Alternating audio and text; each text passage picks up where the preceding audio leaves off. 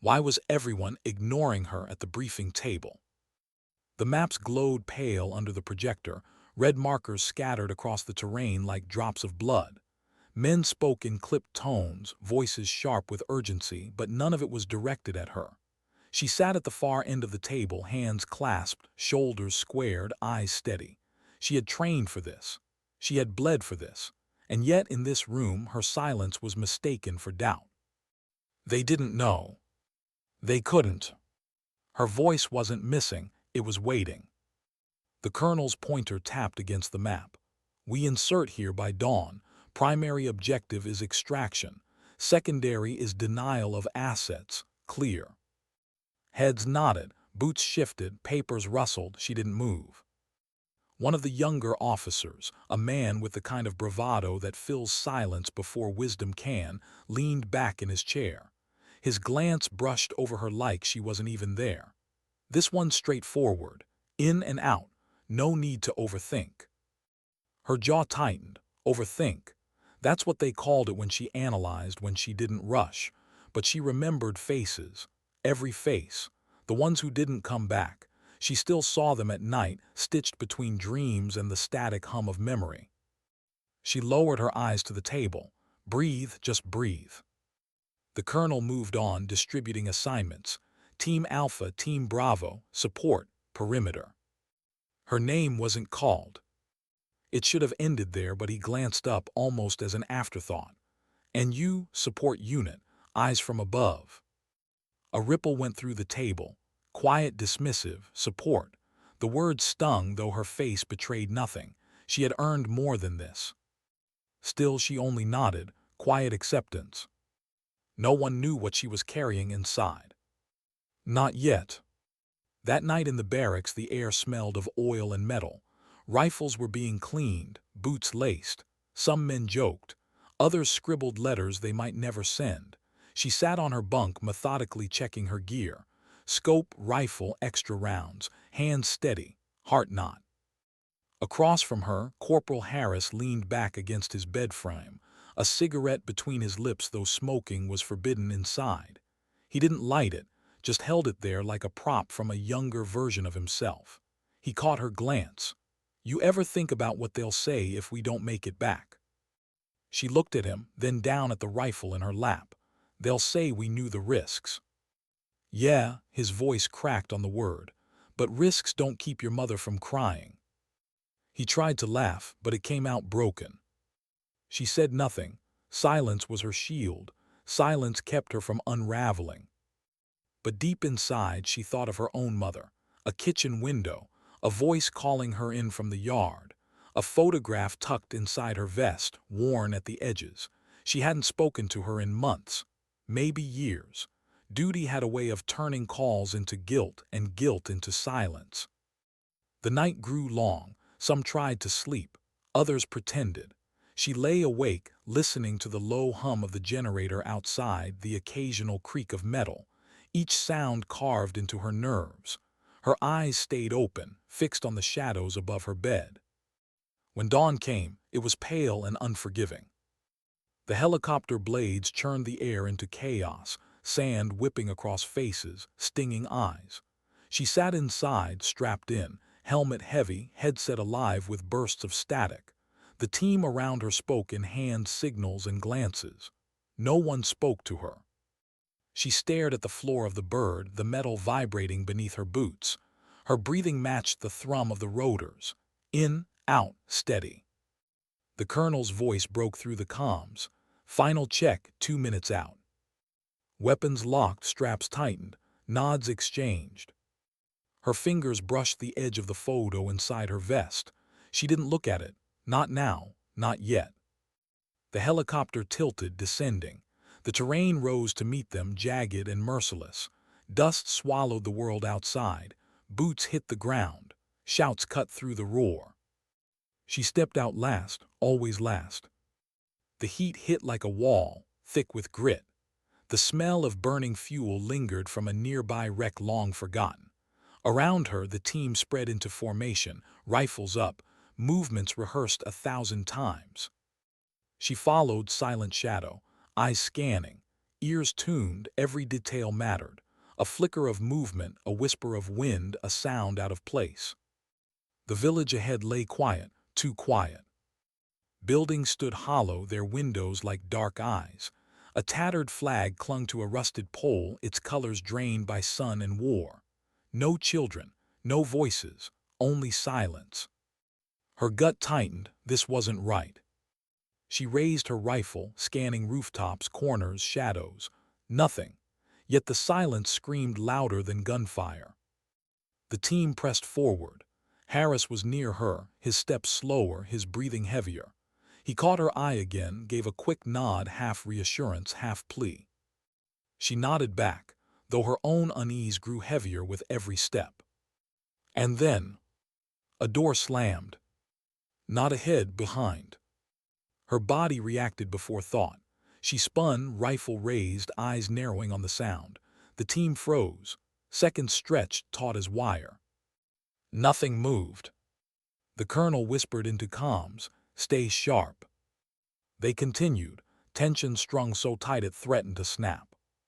Her heartbeat was steady now, oddly calm, the kind of calm that came before storms. They reached the target house. 2 stories, walls scarred by shrapnel, windows shuttered, the kind of place where secrets rot. The colonel signaled, "Breach." Men moved into position, charges set, countdown. She held her breath. 3, 2, 1. The explosion ripped through the air, swallowing silence, spitting dust and fire. Shouts followed, boots stormed in, gunfire, screams, chaos. She stayed outside, rifle trained, eyes sweeping rooftops, alleys, corners. The mission inside roared, but she focused outward, watching, waiting. A figure darted across a rooftop. She fired. The body dropped, swallowed by shadow. Another movement, another shot, precision, cold, necessary. But as her finger pressed the trigger, she thought of something she hadn't told them. Not the colonel, not Harris, not anyone. Something that tied her to this place. Something that made every bullet personal. Her secret. Her silence. And when it came out, it wouldn't just change the mission. It would change everything they thought they knew about her. She stood outside the burning doorway, smoke curling into the sky, gunfire still echoing inside. Dust clung to her skin. The rifle weighed heavy in her hands, but heavier still was the silence that followed each shot. Through the headset came clipped reports. First floor clear, resistance upstairs, 2 hostiles down. Her eyes never left the rooftops. She swept left, then right, scanning every shadow, every crooked line of broken brick. She didn't need to hear the words inside to know what they meant. Chaos. Blood. Men doing what they had trained for, what they would regret later when the silence returned. But she waited, steady, unmoving. And then a voice broke through. "Harris, target located, repeat, target located." The colonel's voice followed, urgent. "Secure and move, extraction in 5. Her pulse quickened, though her breathing stayed even. They had found him, the reason they were here. The reason men risked their lives in this place of dust and broken walls. She shifted her stance, scanning again. Her finger hovered near the trigger. Movement. Not hostile, not fast, small, almost hesitant. A door at the far end of the alley cracked open, wood groaning. She swung her rifle toward it. A figure stepped into the light. A child. Thin, barefoot, face smeared with ash. Eyes wide, not running, just standing there staring at her as though she wasn't a soldier, wasn't a stranger, but something else. Her finger froze. The rifle trembled, just slightly. The child's gaze locked on hers, and something in her chest pulled tight, a memory she had buried deep, a younger version of herself standing at another doorway, staring at soldiers who didn't belong. Their eyes had swept past her. She remembered that silence. She remembered what it felt like to be unseen, uncounted, unwanted. And here she was, on the other side. Her throat tightened. She lowered her weapon just enough. A voice cracked through the headset. Report perimeter status. She didn't answer, not right away. Her eyes stayed on the child. The boy blinked. Then slowly he raised his hand, not in surrender, not in greeting, just a small, uncertain gesture. Before she could respond, Harris emerged from the house, dragging the target, a man bound, gagged, blood streaking his temple. Harris's eyes flicked to her, then to the child. His mouth opened as if to say something, but nothing came. He only shook his head, muttered low, "Let's move." She wanted to speak, wanted to explain what she saw in that boy's eyes, but words wouldn't come. Silence wrapped around her again, heavy and unyielding. The colonel barked through comms, "Alpha status." Harris snapped back, target secured, moving to extraction. Boots thundered. Men filed out. The colonel at the front, Harris near the rear, target stumbling between them. She remained still, watching the boy. The child didn't move, didn't cry, only watched, silent witness to something he would carry forever.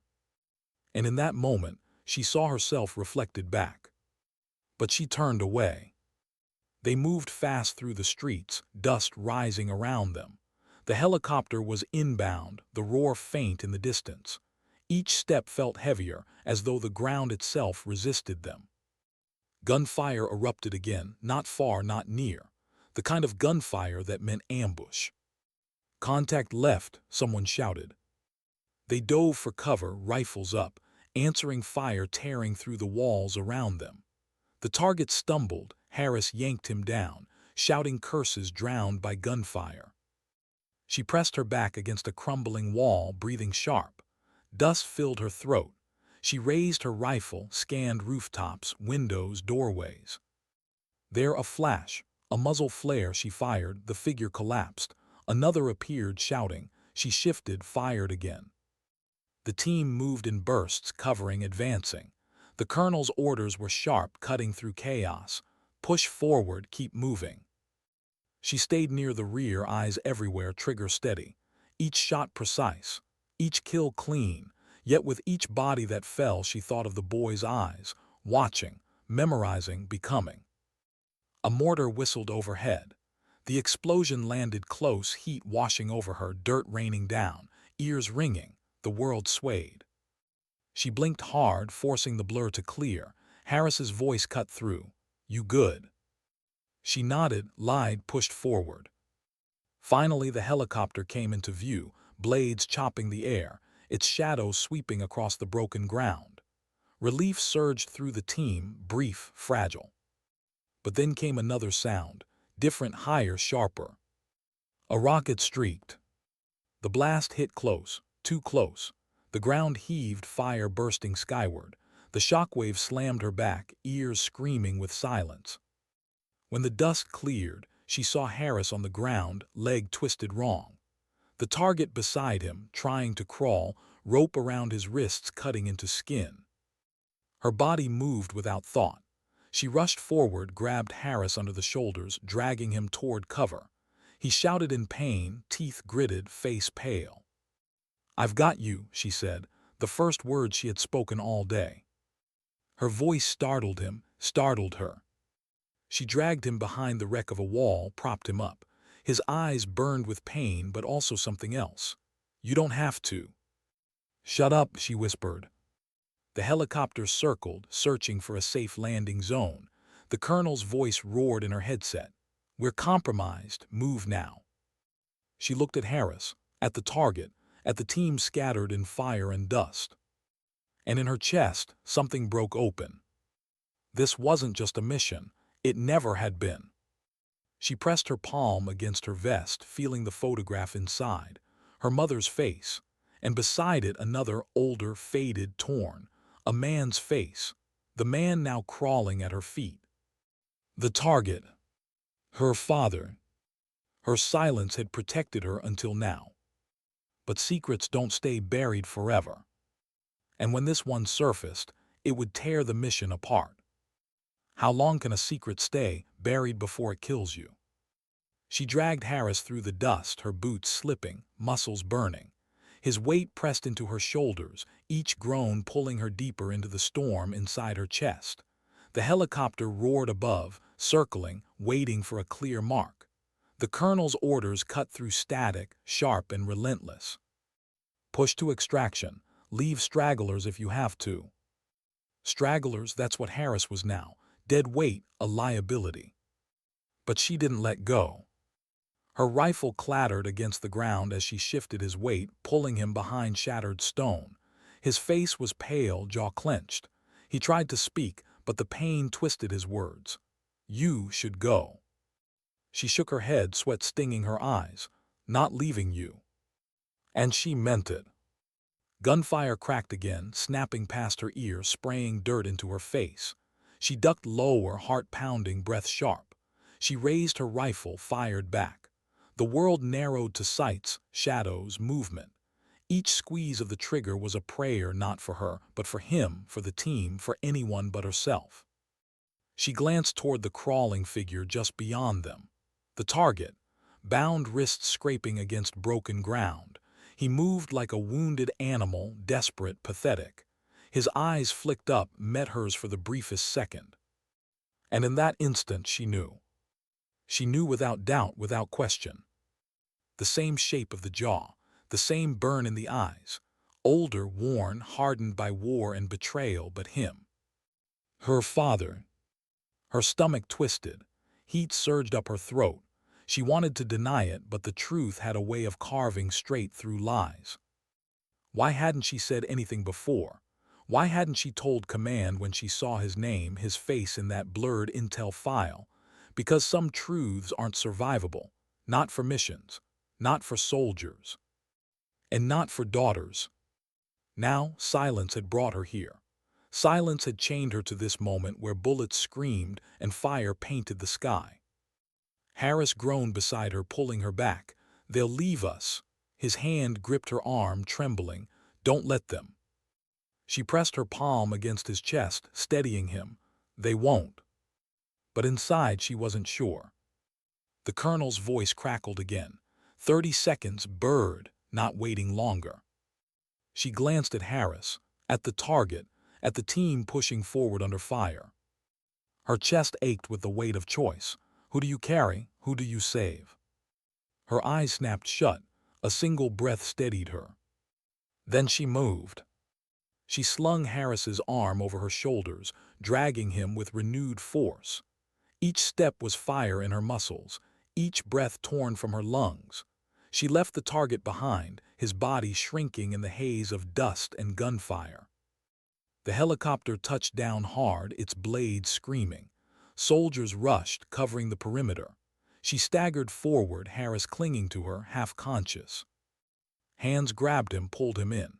She stumbled, fell to her knees, sucking in ragged breaths. Then, a voice hoarse, desperate. Wait. She looked back. The target was running, stumbling, falling, but running. Toward them, toward her. Bullets chased him, snapping stone at his feet, tearing through air. He should have fallen, he should have died, but he didn't. And in that fleeting second she saw not an enemy, not a prisoner, but a man. A father. Her throat closed, her heart pounded against her ribs. The colonel's voice thundered, leave him, lift off now. But she couldn't move, couldn't breathe. The world slowed, the roar of the helicopter dulled. Her eyes locked on his face, his eyes that carried her childhood, her unanswered questions, her buried pain. He reached out, hand open, pleading. And for the first time, her silence threatened to shatter. Not because of fear. Because of blood.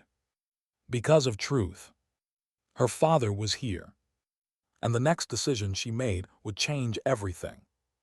How many seconds does it take to betray everything you've ever stood for? She knelt in the dirt, the storm of rotor wash whipping her hair into her eyes, grit cutting across her skin. Harris was already inside, soldiers pulling him further into the bird. The colonel barked orders through the headset, words sharp, merciless. Lift off now. Her eyes locked on the man still stumbling through the chaos, arms outstretched. His wrists were bound, his body broken, but his face was carved into her memory from another lifetime. The face of someone who had once lifted her onto his shoulders, once whispered promises of safety, before he vanished, before he became the enemy. Her father. She froze, the weight of her rifle pressed against her chest. Her heart thundered louder than the helicopter's roar. The colonel's voice snapped again. Now damn it, leave him. Hands grabbed at her vest, pulling her toward the ramp. A soldier's voice muffled through the roar. Move, move. But she didn't move. Her boots were heavy, nailed into the ground. Her father fell hard, scraping his knees, coughing blood into the dust. Still he crawled. Still he reached. She couldn't breathe, couldn't think, only feel that old ache, that hollow wound of abandonment and unanswered questions. And then Harris's voice cracked through, weaker but clear enough. What the hell are you doing? Get in. She turned her head, met his eyes through the open ramp. His face was pale, drenched in sweat, but there was fire in his gaze. Don't throw your life away. She wanted to scream, to tell him, to tell them all. That man, he's mine. He's the reason I'm here. He's the reason I trained, the reason I stayed silent, the reason I can't walk away. But the words stuck. Her silence held, because once spoken they would change everything. The helicopter strained, blades chopping harder. Dust swallowed the world. Soldiers shouted. The colonel's hand slammed the side of the bird. We're leaving. Her father's voice tore through the chaos, raw, hoarse, desperate. Daughter. The word sliced straight through her. No comms, no headset, no translation needed, just one word. Her body jolted as though shot. She took a step forward, toward him, toward fire, toward betrayal. But a hand gripped her arm, yanking her back. A soldier, face hidden behind goggles, voice muffled. Forget him, he's dead already. She jerked free, heart pounding, torn in two. And then time fractured. A bullet ripped across the air, tearing into her father's shoulder. He collapsed, face slamming into the dirt. Blood spilled, dark against the pale dust. No, the word ripped from her throat before she knew it. The colonel's head snapped toward her, eyes narrowing. He heard it. He heard her voice, breaking silence, breaking control. Her legs moved on instinct. She sprinted forward, every muscle screaming, every command in her ear shouting against her. Bullets snapped past, explosions shook the earth, but none of it mattered. She reached him, dropped to her knees, hands gripping his shoulders. His blood soaked into her gloves, hot and real. His eyes fluttered open, hazy, filled with pain, but they locked on hers. Recognition, relief. My daughter, he rasped. Tears stung her eyes, but she blinked them away, voice trembling. I've got you. The colonel's roar thundered through her headset. You're compromising the mission. Leave him. She ignored it. Her world had narrowed to one man, one truth, one unbearable choice. Her father's hand clutched at her vest, smearing blood across the fabric. His breath rattled. Don't let them take me, not alive. Her chest seized. She stared at him, at the man who had once been her protector, now her target. Enemy, father, both. Behind her, soldiers screamed for her to return. The helicopter blades thundered, engines straining. Harris's voice cut through, pleading, Don't do this, please. Her rifle lay at her side. Her hands shook. One choice, two worlds, save him, betray them. Leave him, betray herself. The colonel's final order cracked like a whip. If you don't move now, you don't come back at all. And in that instant, she realized the truth. She had already crossed the line. She looked into her father's eyes, not as a soldier, not as a prisoner, but as a daughter staring at the ghost of her own past. And with tears burning hot against her skin, she whispered, I'm sorry. The rifle felt heavier than it ever had. Her finger hovered on the trigger. And the world held its breath. What do you do when both choices mean betrayal? Her finger hovered on the trigger, the weight of the rifle pressing down like judgment itself. Her father's breath rattled beneath her hands, blood soaking into the dust. Around her, the world screamed, gunfire, orders, rotor blades tearing the air apart. but inside her chest, only silence. His eyes, dim with pain, never left hers.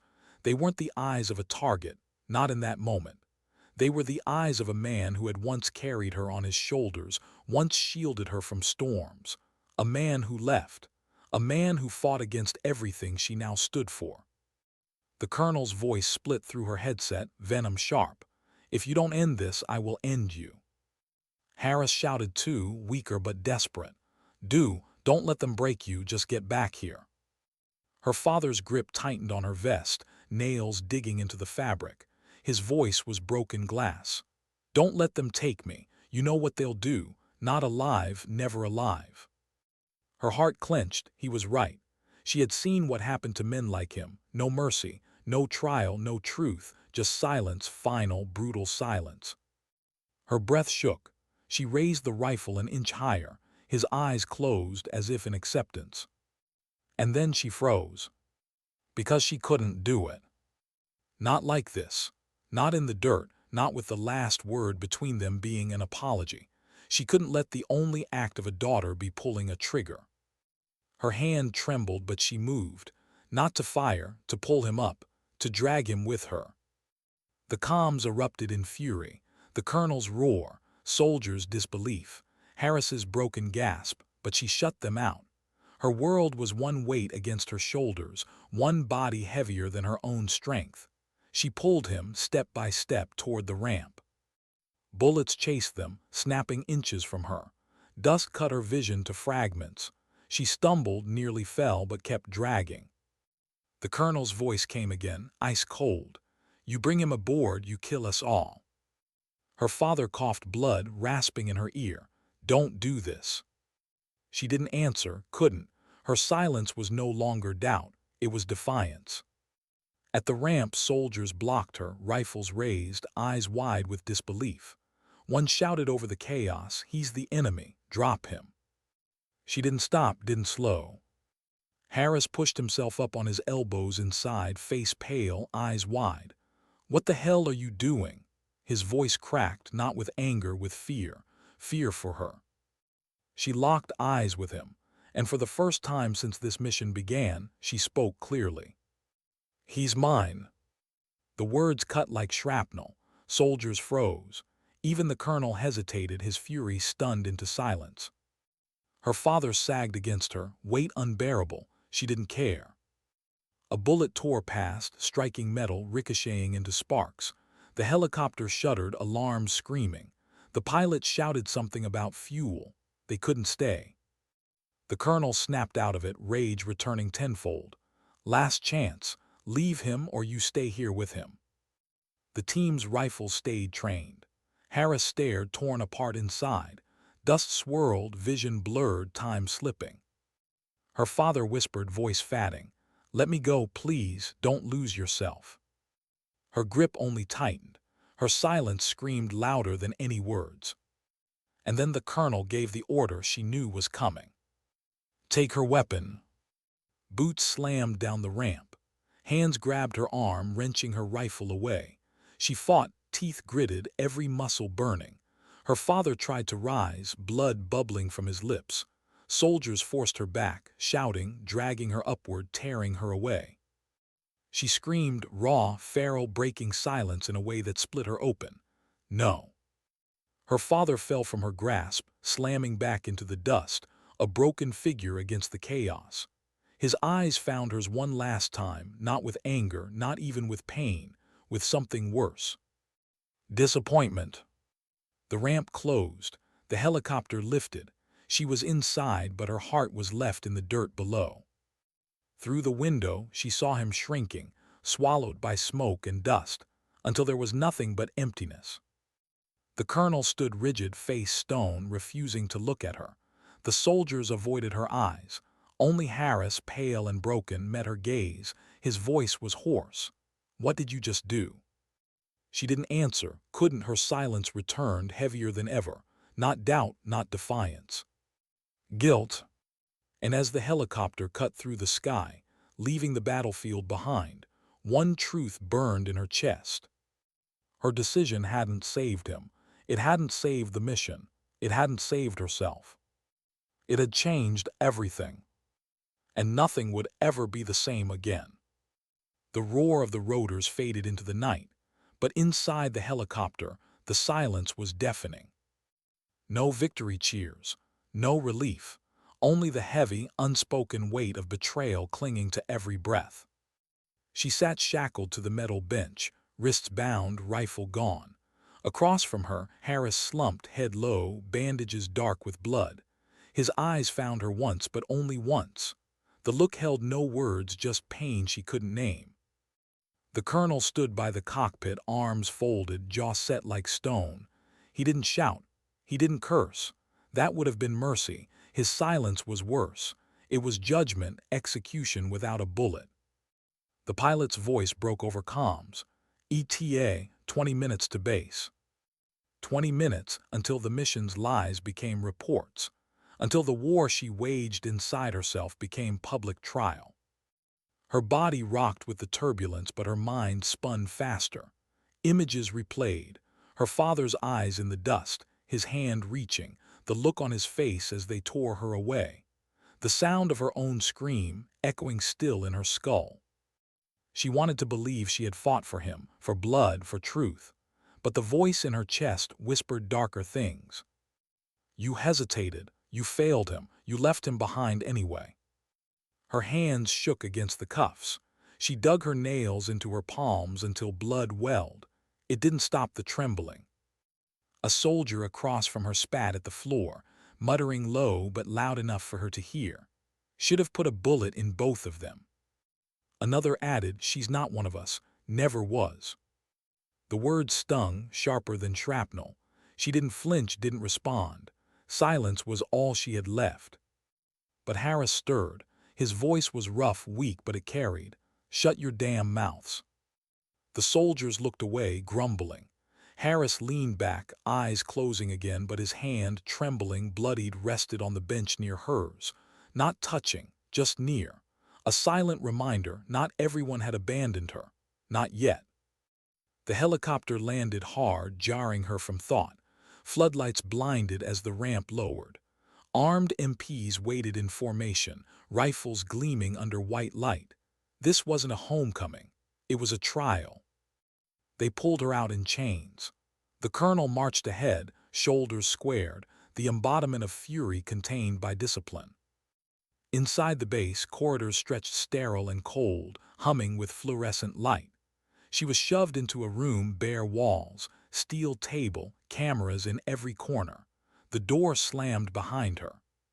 She sat alone, cuffs biting into her wrists. The silence pressed close, suffocating. Minutes dragged, then the door opened. The colonel entered, not in combat gear but in his uniform blues, polished, sharp, metals catching the light. His eyes burned colder than the desert night. He didn't sit, he loomed. You compromised the mission. You jeopardized the lives of every man on that field. And for what? For him. His voice was venom restrained, every syllable calculated to cut. She didn't answer, couldn't. Do you have any idea what you've done? He slammed his fist on the table, metal ringing like a shot. Your silence won't save you. It will damn you. Her throat burned. Her chest screamed to speak. But the words tangled, caught between loyalty and truth.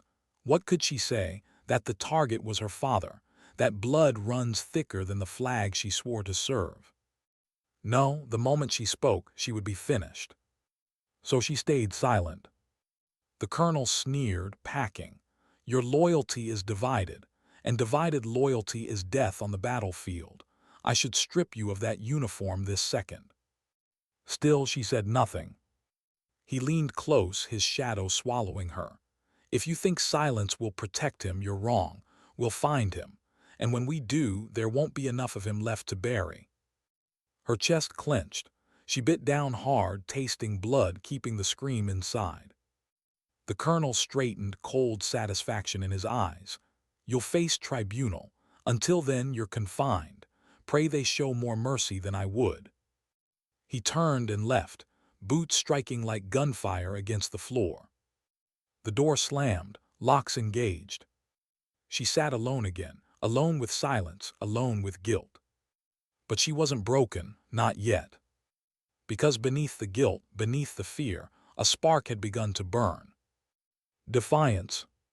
The colonel wanted her silence as weakness, but maybe, just maybe, her silence could be something else. A weapon. Her father was still out there, alive. And though the world branded him enemy, to her he was more than that. He was unfinished truth. And she wasn't done fighting. Not for the mission, not for the colonel. For him. Her silence shifted, hardening into resolve. Whatever it cost, whatever she had to burn, she would find him again. And next time, no one would tear him from her hands.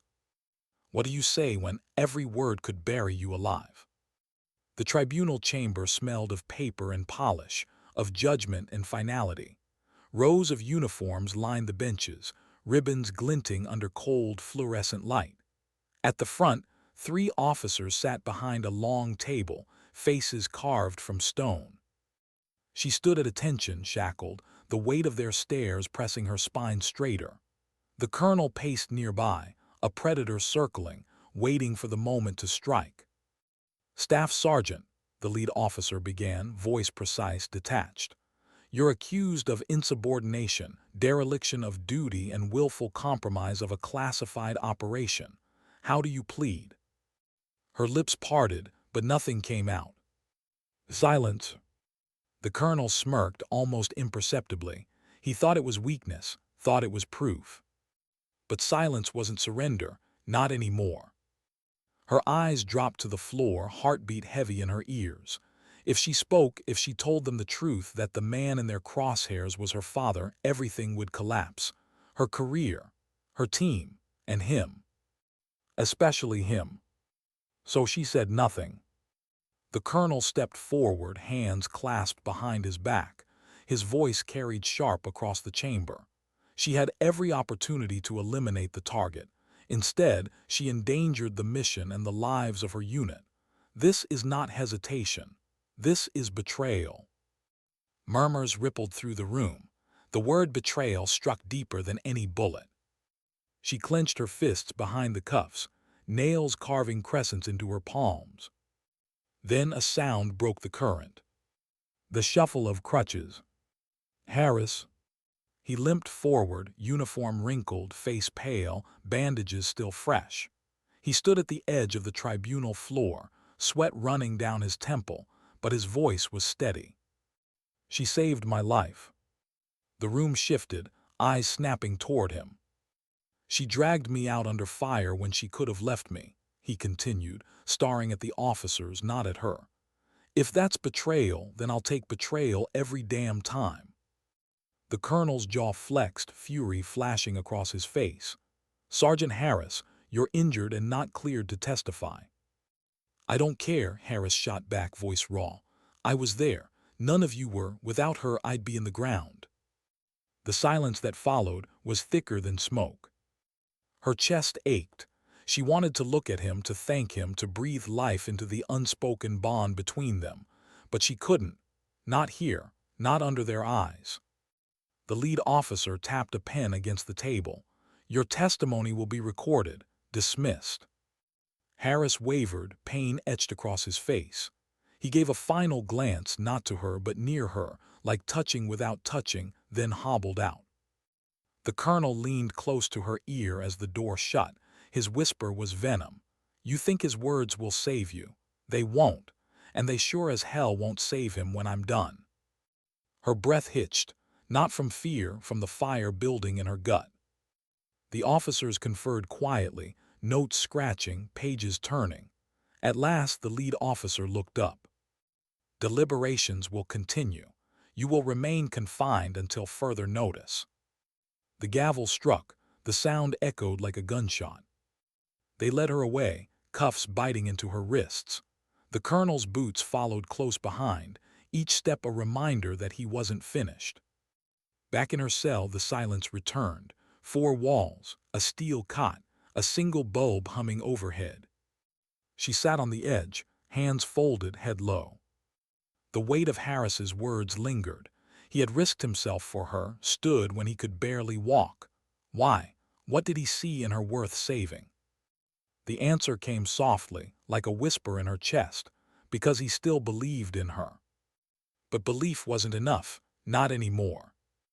If she stayed silent, the colonel would hunt her father until nothing was left.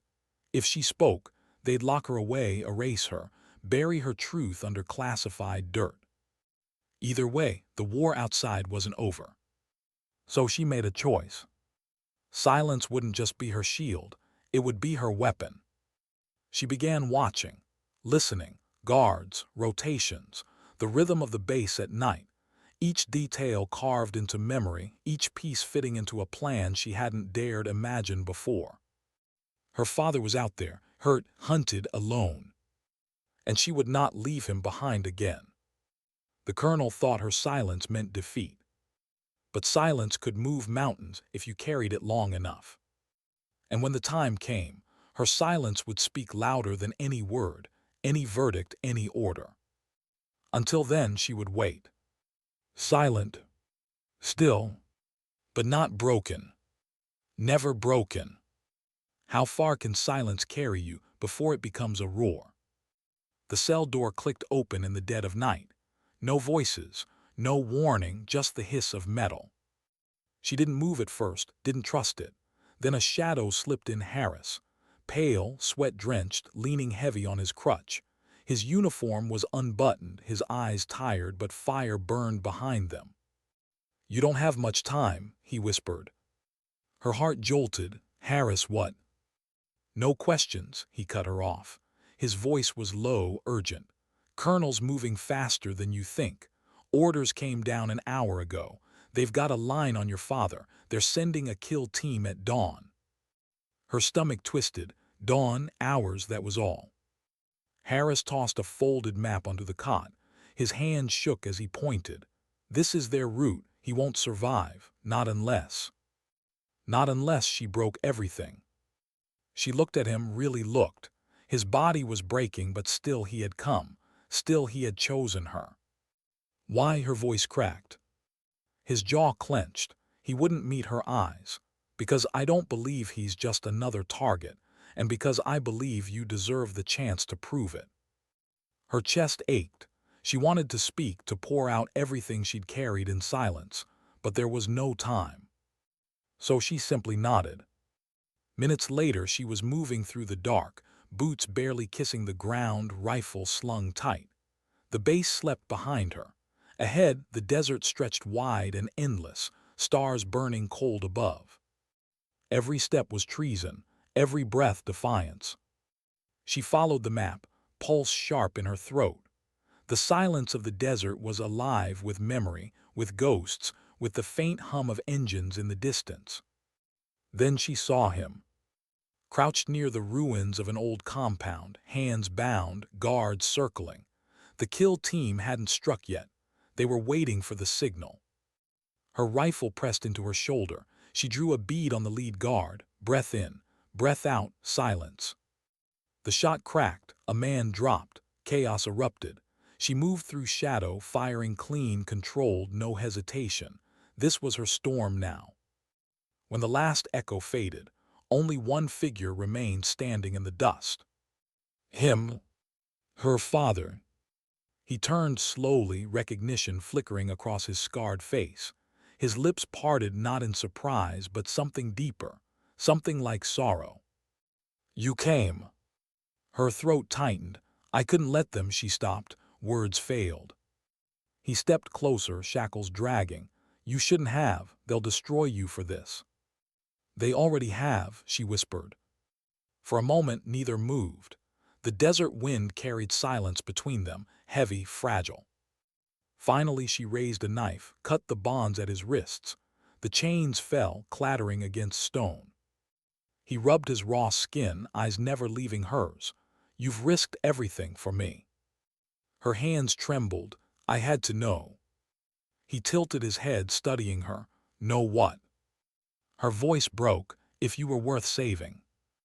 The words cut both ways. They hung there, bleeding in the night. He didn't answer, didn't need to.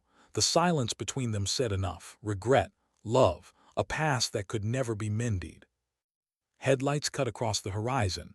Engines roared closer. the colonel's men. She turned, rifle ready. Her father touched her arm. "Go, save yourself."